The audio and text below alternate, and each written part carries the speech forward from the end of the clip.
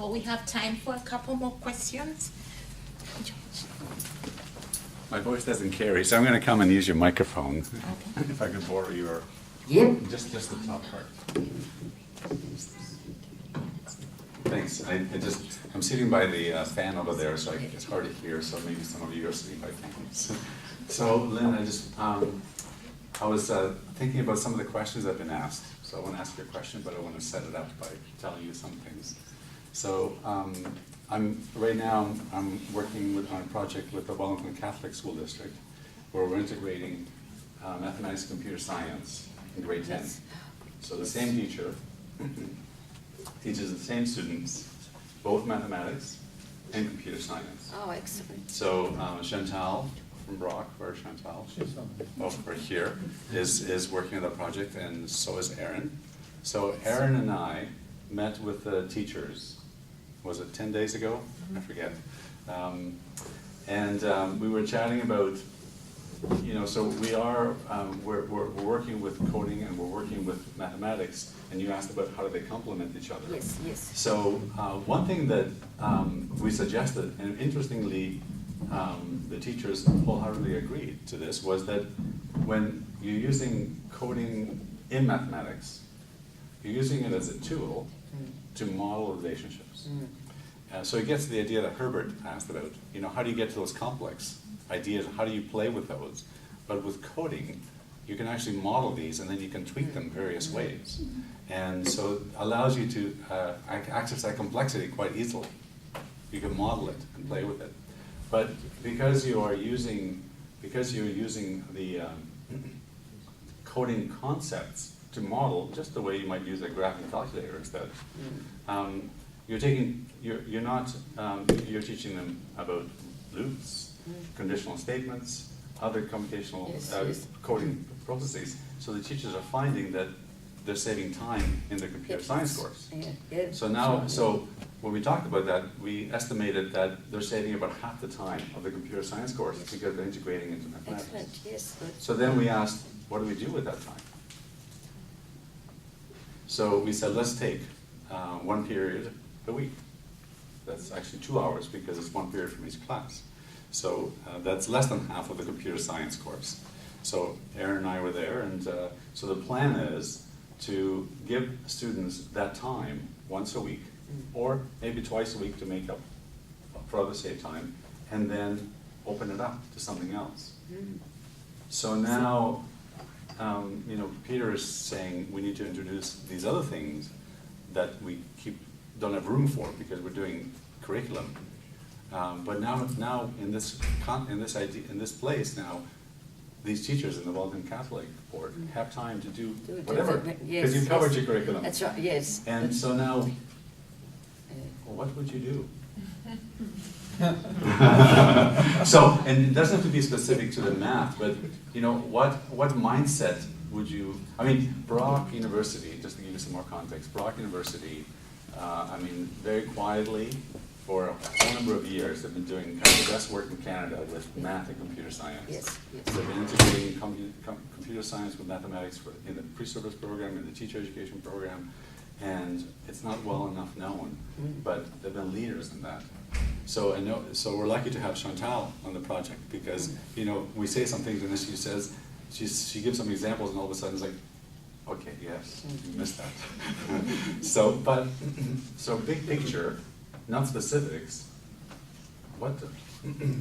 How would you see that period as being a mathematics? Well, I suppose the context and the real world application is so important, and just remind me of what they're doing in the Thames community. Those schools there is bringing in community, say people who are using mathematics and computer science to work problems in the real world. So perhaps bringing in those people who are solving problems in the real world and talking and working with the students on solving related problems, talking about how they go about solving the problems. I think that, you know, would be good. For example, one secondary school that I hope to be working with, and they were more the lower secondary, is that they've got community or businesses and so on. For example, one that makes school bars and different parts for cars and so on.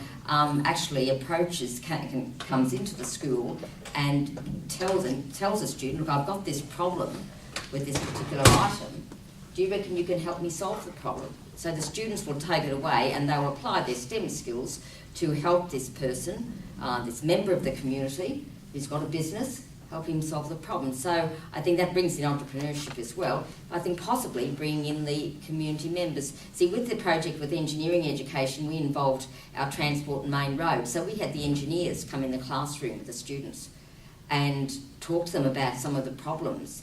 And the students can go away and think about some of the problems like road surfacing or whatever. So that's just one thought, George, is perhaps linking it. Is I think the important thing is that they can see where do I apply this in the real world, because that's going to develop those 21st century skills so that when they go out into the workforce, they have a little bit of very basic appreciation of how it applies to the real world.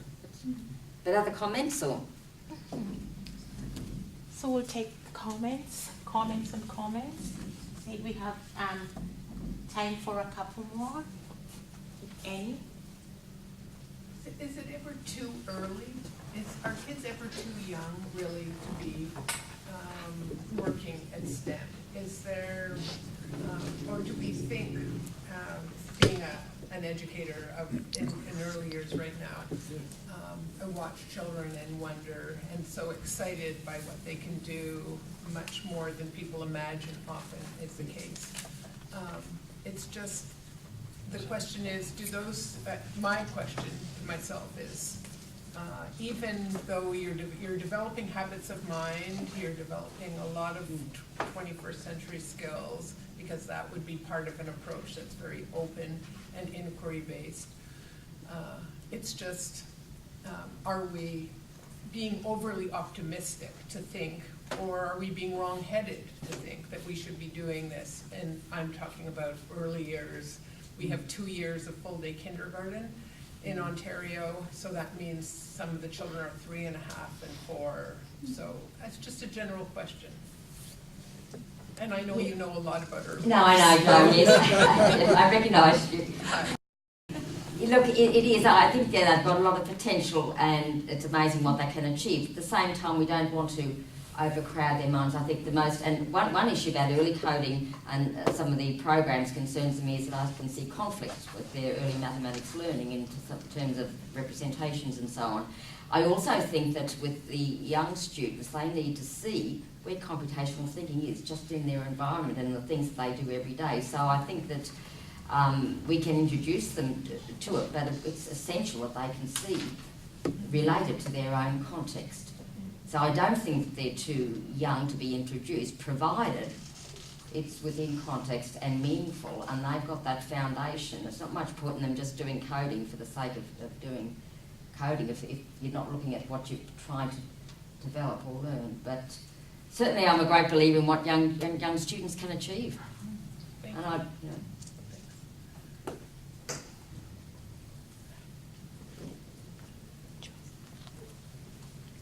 Yes, Lisa? Thank you, Magda.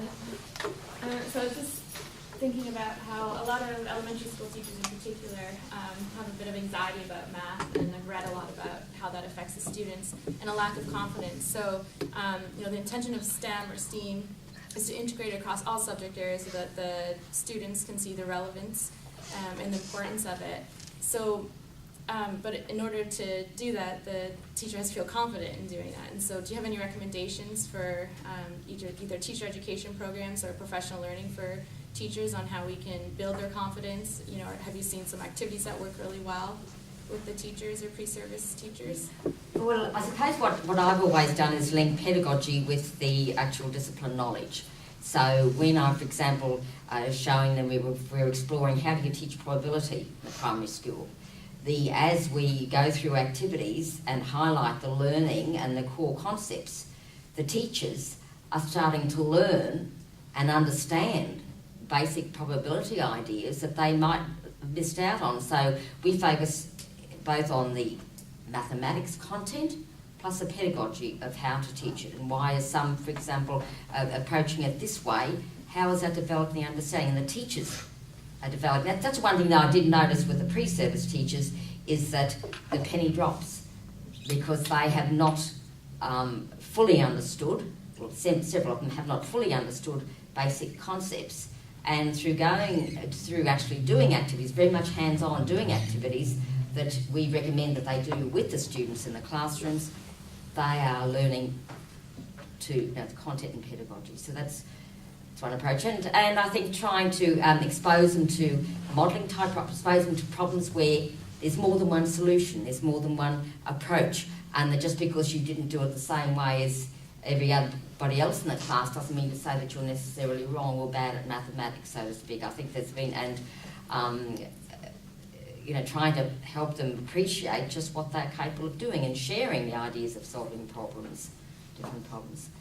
So over the years I've tried to bring in the 21st century skills, we didn't call it so much of them, but thinking processes and cutting across disciplines to help the students appreciate and enjoy mathematical learning. But it's a challenge. Thanks, Lisa. Yes, Mary. Maria? I have one comment about the activity that we are developing for the STEM. One thing we have to, I think, take to consideration is what is being taught in a hidden way. For example, in the shoes activity. Okay, they are learning many skills in STEM, for example, problem solving, critical thinking, designing. But meanwhile, we are teaching them shoes is important. I think just it is my comment. Shoes in the life is very important. I don't say it's good or bad. Just I think we are teaching them implicitly something separate from the STEM, just something else. That's all. Yes. Yes. So I think they are important too. They are not related to the STEM skills, but we are teaching them something else in their life. Okay, shoes is important in their life. That's right. And the history of shoes. Who has access to shoes? Some children don't have access to the shoes. So then you've got social issues and equity and so on. And we take it for granted that we have lovely shoes to wear, but not all students have shoes to wear. So I think the STEM links in with social issues as well. I know when I've done some activities involving exploring where, for example, when Australia was settled, was the place where it was settled, was that the most suitable site for the first fleet to land. So the students explore data on different possible sites. And then, of course, the history of Australia when they came in and now Indigenous people were there and all that, that went on there. So that raises social issues. Mm-hmm. Were they right? Was it, appropriate for them to come in and settle the way they did? How did they take into account the Indigenous population that was already there? So it does extend, particularly when you're taking real-world context, it broadens so that you do have other issues. Because by coincidence, I have just written a book for the kids that I am just teaching them to think, are shoes important? Do we all people need to wear shoes? Just for the kids. Just I want them to think about some materials that now we get to use them, but it is not essential. But maybe sometimes we can just walk by bare feet. Which we do a lot in Brisbane because it gets so hot. I do a lot. Yeah. Okay, that's all. Yes, and it extends into, podiatry and other, Thank you. Good. Thank you. But that's the beauty of STEM, the beauty of modelling, and Mm-hmm. yes.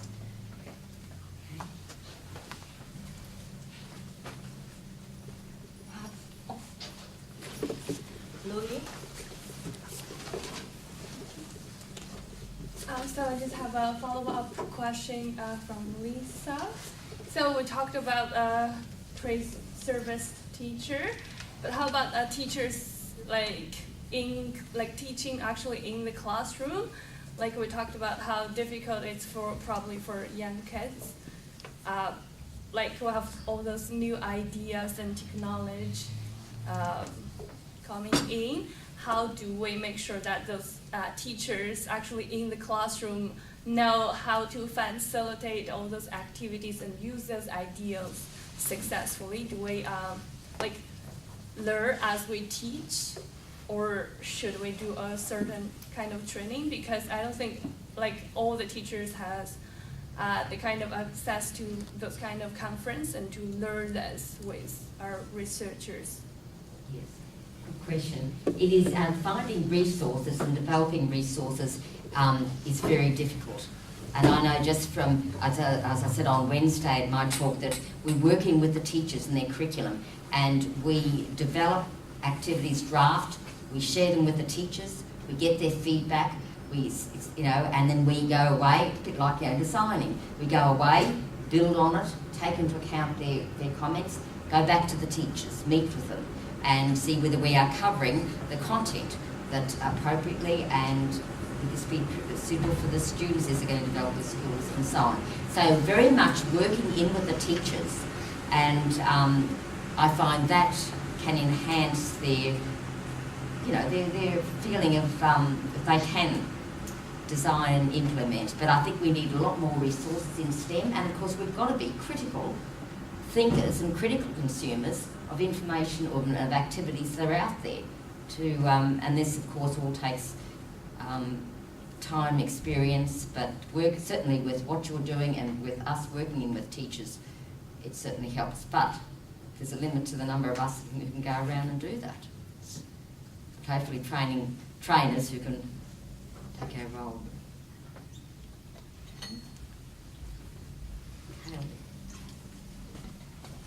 Well, thank you so much. My pleasure. Yes, Professor Lin.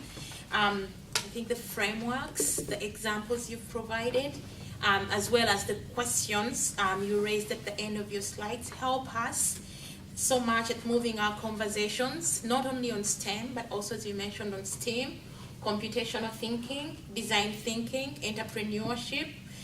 Helps us move those forward, as well as on innovative pedagogies beyond some of the focus, like a focus on just the content, or a focus on the interest of the students, or a focus on meeting the outcomes. So thank you so much. We appreciate you taking the time to come here and be with us for the conference, but much more to share with us the work you're doing in Australia. My pleasure, and thank you for your attention and interest. And I look forward to discussing other ideas with you over the next couple of days. I'm really excited by the symposium, so thank you.